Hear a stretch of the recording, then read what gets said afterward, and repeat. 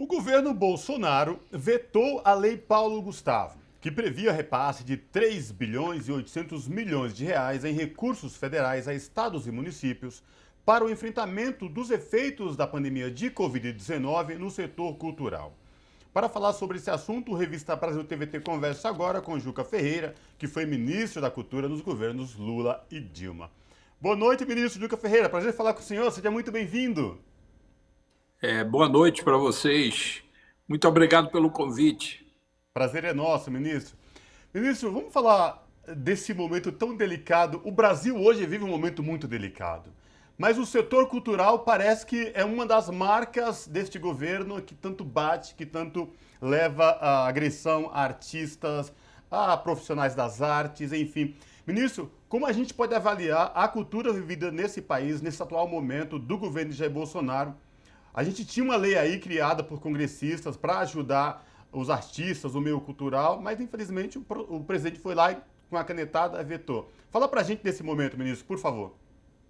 Olha, talvez seja o pior momento que a cultura brasileira está vivendo, porque na época da ditadura militar eles matavam, torturavam, prendiam, desapareciam com os dissidentes, os que pensavam diferente, mas agora o processo de destruição da cultura é generalizada, é terra arrasada, não tem noção, eles não têm noção do que estão fazendo, a verdade é essa. O Bolsonaro declarou guerra à cultura. Essa declaração de guerra à cultura, na verdade, é uma palavra de ordem da extrema-direita mundial, no leste europeu, na Europa Ocidental, nos Estados Unidos. Eles querem fazer com que a roda da história retroceda. Dizem, inclusive, que a intenção deles é retroceder para antes do iluminismo. Essa extrema-direita brasileira, que tem em Bolsonaro seu principal representante, agrega esse reacionarismo, essa visão de fazer com que a roda da história se mexa para trás. Nós temos uma ignorância gigantesca. Eles não fazem um ó com um copo.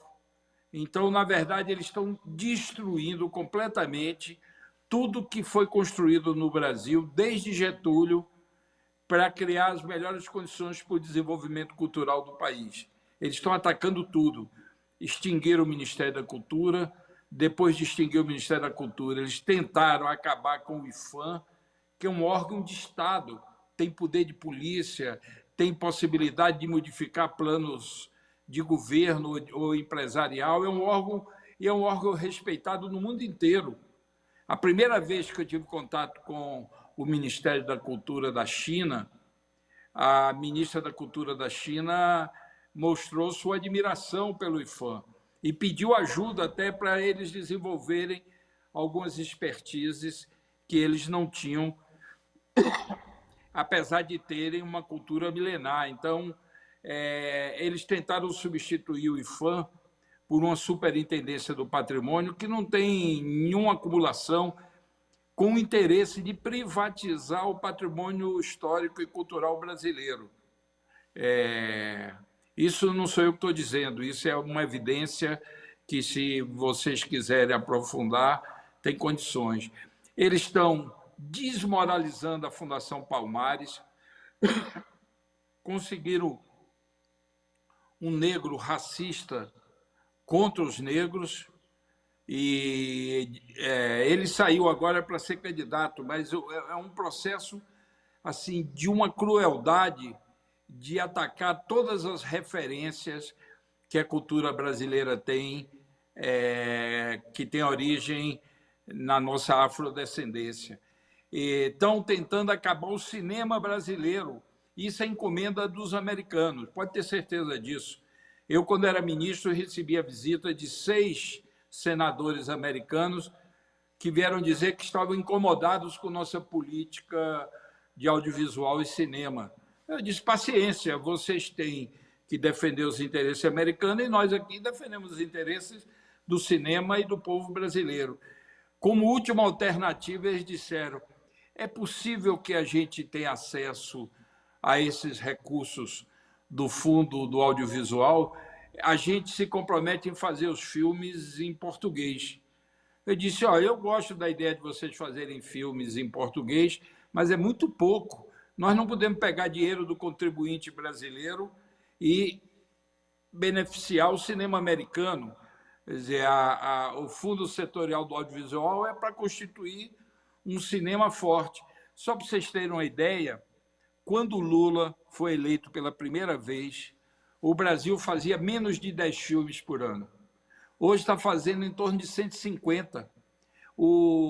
A Condecine, que é a maior fonte de recurso de patrocínio desse crescimento do cinema brasileiro, não é nem orçamentário, é uma cota que é cobrada, uma taxa que é cobrada de quem ganha dinheiro com cinema e audiovisual, veiculando, exibindo. E esse dinheiro dá, se não me engano, em torno de não vou arriscar agora que eu estou esquecido, mas é uma soma fantástica. E não é dinheiro orçamentário. Então, para que bulir nesse negócio? Porque eles têm interesse de eliminar todo o sistema criativo que foi desenvolvido no Brasil. Eles estão atacando os artistas, os criadores em geral, abrindo o processo de 15 anos atrás para ver se tem alguma coisa irregular. Então, nós estamos vivendo um momento muito difícil. As duas sinalizações positivas vieram do Congresso.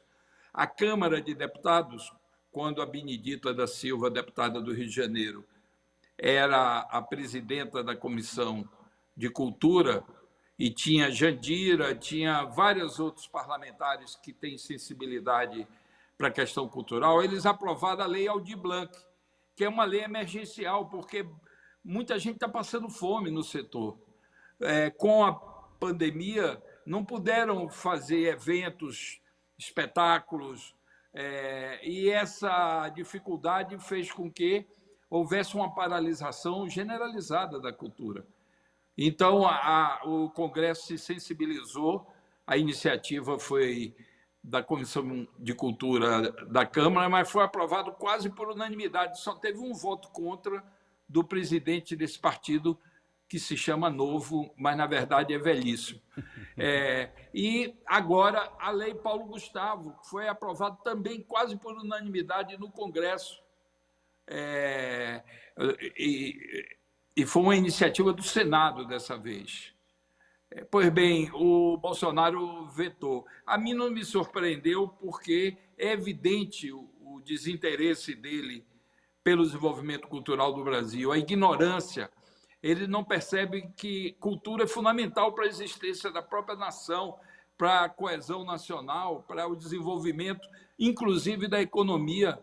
Então, é uma iniciativa deles que, se a gente compreende o significado dessa extrema-direita, a gente compreende facilmente qual é a intenção, mas é uma barbárie isso. Isso é a opção pela barbárie, pelo não desenvolvimento cultural do país. Ministro, o senhor enxerga também certo desespero nessas ações do governo Bolsonaro contra a cultura? Eles não conseguem ter apoio na área.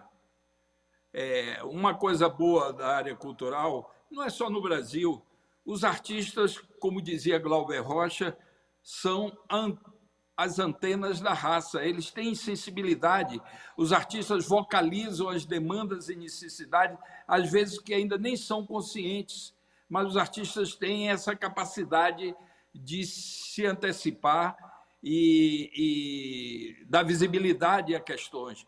E é normal que os artistas sejam críticos. No mundo inteiro, os artistas são críticos, tratam das mazelas, das dificuldades, das injustiças, das desigualdades.